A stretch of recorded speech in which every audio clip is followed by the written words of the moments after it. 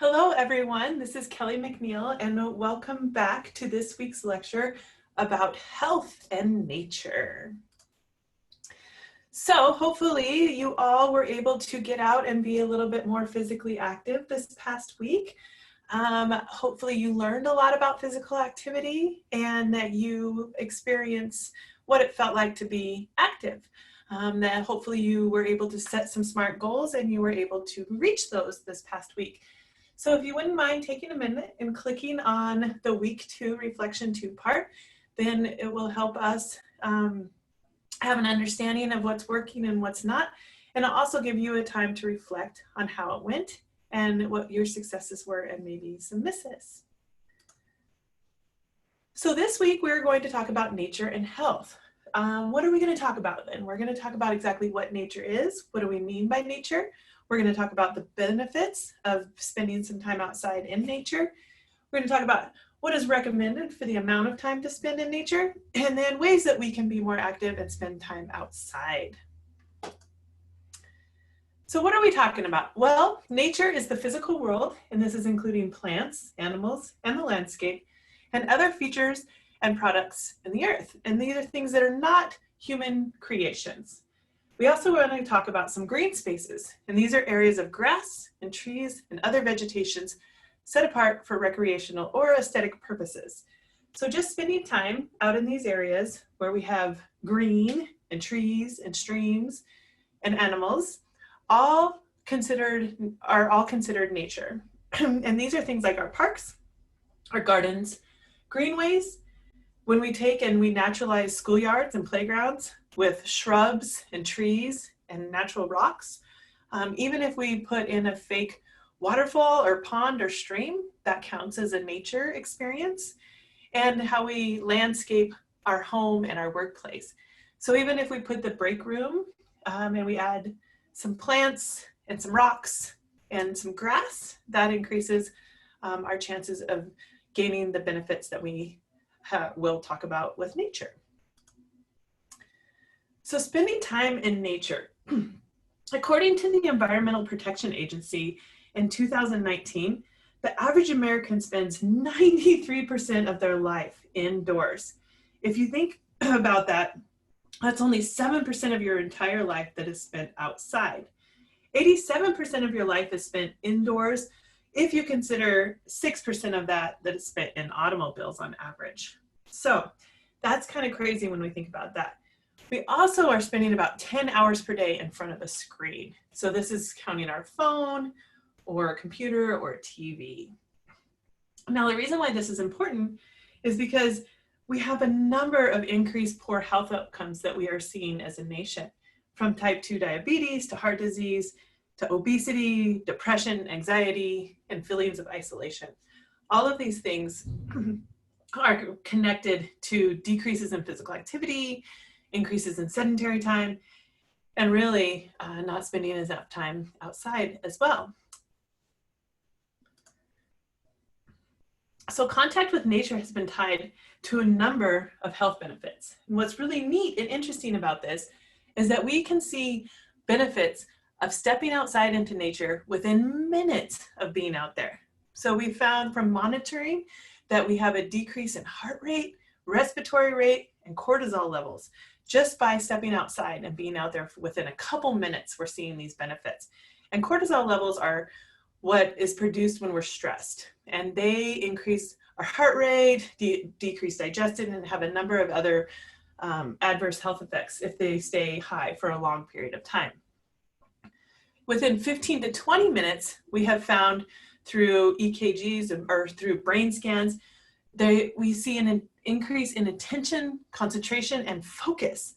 We have a self-reported decrease in anxiety, depression, and an increase in your empathy and your ability to connect and understand others. When you're outside for over an hour, half of that time is usually spent being physically active. So now you're going to increase all the benefits that you get from being physically active and accumulate even more. So what I think is really neat and important about this slide is that just by stepping outside, within minutes, you're already seeing these benefits. They're very, very quick and extremely important. So what other benefits are we getting? Well, time spent in and around tree-lined streets, gardens, parks, forests, agriculture lands is consistently linked to objective long-term health outcomes. The less green a person surrounds themselves with, the more the increase that they have with mortality and morbidity, even if you're controlling for other factors such as income, race, education, access to healthcare, and other variables. As you can see here, it is a wide range of specific health outcomes that are tied to nature, including a number of physical benefits and a plethora of mental benefits as well. Neighborhood greenness has been consistently linked to life expectancy and all-cause mortality. Nature has also been found to help us cope with pain. There's been a number of studies that have been done that found that patients who underwent gallbladder surgery have had a view of trees, or half of those had a view of trees outside of the hospital window, and the other half just had a wall. Well, patients with a view of the trees were found to tolerate pain better, had fewer negative effects reported by the nurses, and spent less time in the hospital. There are a number of other studies that show that just viewing green, just seeing something green like a tree from a hospital window dramatically increases recovery time. So with all of these benefits, how does this happen? Where does this come from? Well, what we see are that there's many different ways that this could be happening. But one of the leading theories out there is that certain stimuli, the scent of plants, the sight of trees swaying in the breeze, the sound of a creek, leaves moving and birds singing, may activate our parasympathetic system. So our bodies have two systems. We have a parasympathetic system and we have a sympathetic system. And the parasympathetic system is considered our rest and digest system. And this is what kind of restores us to a natural state. We have decrease in respiratory rate, decrease in heart rate, and it's so that our bodies can really recover and be ready for the sympathetic system. And the sympathetic system is our flight, fight, or freeze state. This is what is set to keep us alive when we're about to get attacked by a tiger. So we have an increase in heart rate, decrease in digested, increase in respiratory rate, and we are increasing concentration of stimuli, and we're ready to go. We're ready to fight for our lives and stay alive. So during the parasympathetic, when that increases, we feel safe and we feel relaxed. If you feel threatened, like say by a snake or something life-threatening, our sympathetic system goes into action and keeps us alive. So this is whenever we're stressed. However, stress has been seen in our everyday lives now, and it's at chronic high levels. We get an increase in our sympathetic system just through an email or a text, a call, or when we're sitting in traffic. If this system stays active for long enough, our immune system decreases, our digestion, reproduction, and psychological health all suffer from this. So with an increase in our urban environment, we need to seek out nature so that we can decrease our flight and fight and increase our parasympathetic so that we can be more relaxed and restore ourselves more to a relaxed state. We also know that when outside in nature, we have an increase in physical activity. We have an increase in air quality. We have much better air quality outside than we find in indoor environments. We also have social connections there when we go out and are active with other people. And then again, we have reduced stress from cortisol levels and just seeing green. There are other factors that are also experienced outside beyond the ones listed here, but these are the ones that we think are the reasons why we are gaining all of those health benefits. So that being said, how much time should we spend outside? A recent study published in 2019 examined the data from over 20,000 people and found that those who spent 2 hours a week or more outdoors reported being in better health and having a greater sense of well-being than people who didn't get outside at all. Interestingly enough, the study also reported that 2 hours a week was the threshold for both men and women, older and younger adults, different ethnic groups, people living in richer or poorer areas, and even those living in long-term illness. What also I found was really interesting about this is the benefits were seen or seem to peak around 3 to 5 hours. So 2 hours was the threshold in order to get all the benefits, but between 3 and 5 hours, you've gained most of the benefits that you're going to get, and they didn't see any additional benefits after 5 hours. So what do we need to do?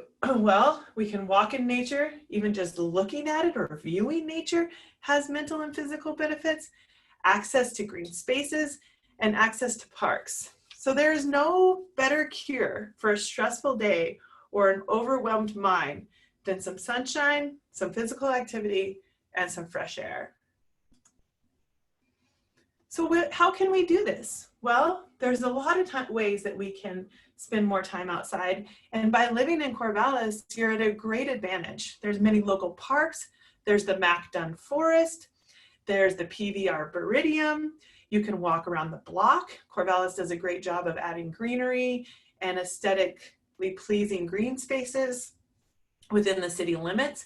You can go out to Newport and visit the beach and walk on the beach.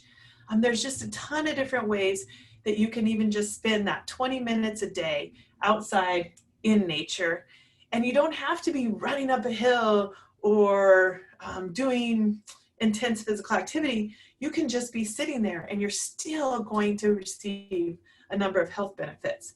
There's this trail map of the Mid-Willamette Valley. I really like this map because it's extremely interactive and it helps you find all sorts of different trails. Whatever you're looking for, it tells you the distance of that trail. So here it gives you a number of different trails that you're looking at. You can click on Corvallis itself and find even more information about all of the different areas. So there's a trailhead here. You can click on that. It'll tell you the trails that you can go on from that trailhead. It gives you the distance. It gives you the gain and elevation. It's an extremely, extremely useful map and very, very helpful. So please spend some time with this and try to find a new trail this week that you might be interested in trying.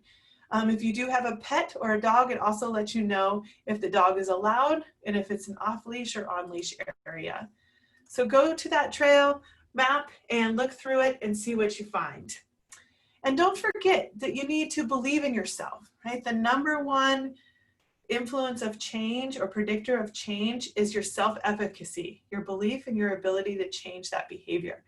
Go get someone to do this with you. Go for a walk with a friend, with a partner, whoever it may be. That social support is huge, especially when we're trying new behaviors. Gain that knowledge and skills, and hopefully you're getting a little bit more of that knowledge through the program. Set those SMART goals that we talked about last week. Make sure they're specific, they're measurable, attainable, realistic, and that they're time-oriented. You have a deadline so that you know if you've reached your goal or not.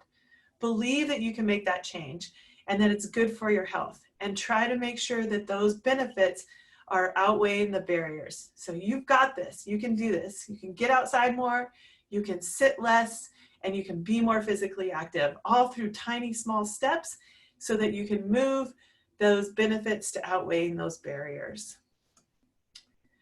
So here is a number of resources that are available for you for this week. I highly recommend taking the time to listen to this Hidden Brain podcast. It's about the great outdoors and some studies that have been done linking health to being outside. It's 25 minutes, but it's really worth the listen. The Center for Nature and Health is a great website that has a lot of good information and most up-to-date articles that you can find and research. Also, there's a nice TED Talk about restoring your brain on nature, and another one that talks about nature and mental health. So if you have a couple minutes, or if you want to go for a walk, spending that time listening to these TED Talks also is a great use of time.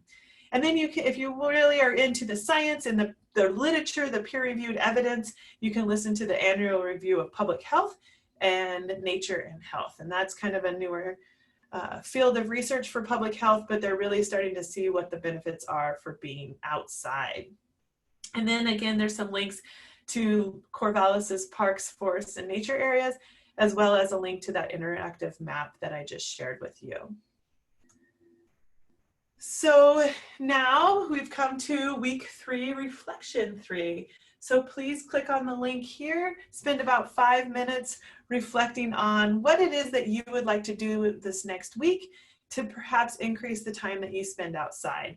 And then tell us, what are some barriers and some benefits for being outside? Set another SMART goal or two, and hopefully you can feel the benefits immediately from just spending a couple minutes in nature. Thank you all so much for your time and for listening. And I hope that you have an amazing week being physically active, standing up more, and spending time outside. Thanks again.